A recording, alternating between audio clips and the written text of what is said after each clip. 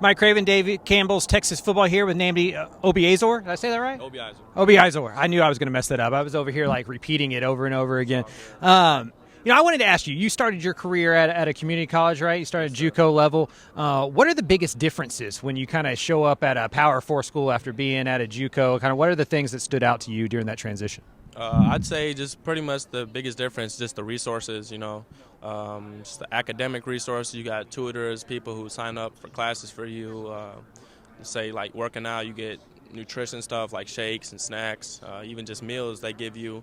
And then kind of in JUCO, you're on your own. So, I felt like, having to go JUCO first and then now coming to Power 4, being at TCU, I really appreciate those things. How long does it take you to be like, oh, I belong here. I can play at this level? Is it right away? Do you already think that before you come in there? What's that transition like? To be honest with you, it took me a couple games that 2022 year to actually play a few games against other, I'd say, good schools for me to kind of understand, I can do this thing at a high level. Being part of that 2022 team, what was that ride like? What was that kind of magic season like, and how do y'all kind of rebottle that momentum?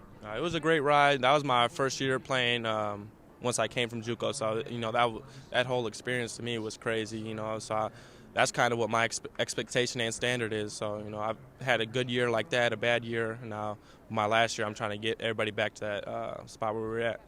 Sonny was up here, and he was kind of talking. The difference was leadership, right, between 22 and 23. How do guys like yourself kind of go about rebuilding that leadership and kind of getting the team back over the line?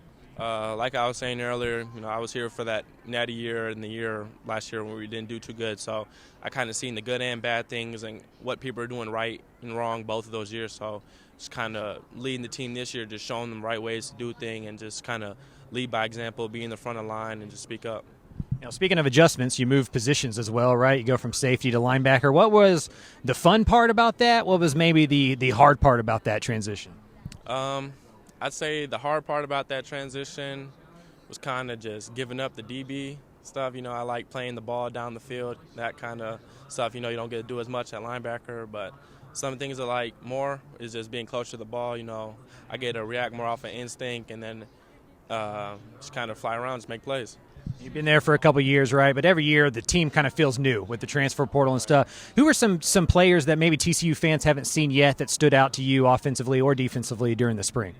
I'll shout out two people on defense, some linebackers. Max Carroll, he's a younger linebacker. He's probably going to play some this year, but by the time he's a junior, senior, y'all be hearing from him a lot. And another linebacker is Caleb Orr.